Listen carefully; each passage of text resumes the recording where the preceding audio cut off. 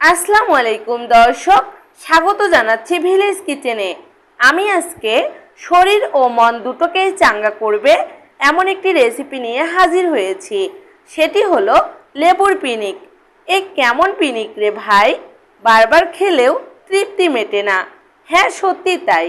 একবার বানিয়ে খেলে বারবার খেতে ইচ্ছা করে। আর কথা বাড়াচ্ছি না, চলে যাচ্ছি প্রস্তুত প্রণালীতে। আমি এখানে 3টে লেবু, একটি শসা আর 4টে কাঁচামরিচ নিয়েছি। এবার এগুলো পাতলা করে চাকা চাকা করে কেটে নিব। এই লেবুর পিনিকটা শুরু হয়েছিল রাজশাহী কলেজ গেটের সামনে, যে মামারা খাবার বিক্রি করত তাদের মাধ্যমে। এখন সারা বিশ্বে ছড়িয়ে পড়েছে। কারো যদি শরীরে জ্বর থাকে, মুখে রুচি না থাকে, খাবার খেতে গেলে তিতা লাগে, ঠিক তখনই যদি আপনারা এই লেবুর পিনিকটা তৈরি করে খান, জ্বর তো পালাবে, মুখে তিতা থাকবে না, আর মুখে রুচি ফিরে আসবে। শরীর ও মন সতেজ হয়ে উঠবে ইনশাল্লাহ।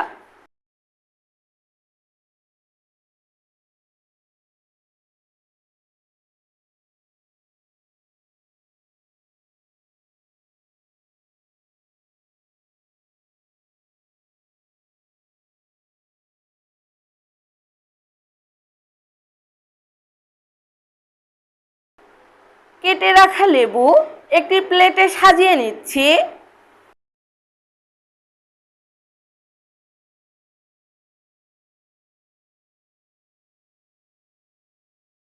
এর উপর লবণ দিয়ে দিব।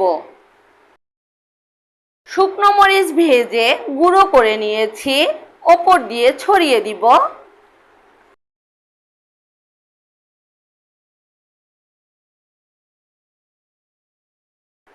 এরপর শসা কুচিগুলো দিয়ে দিব।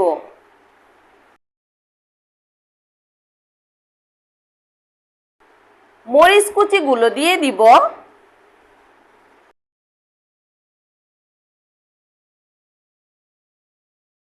এবার সরিষার তেল চামচের সাহায্যে নিয়ে প্রত্যেকটা লেবুর টুকরার উপর ছড়িয়ে দিব।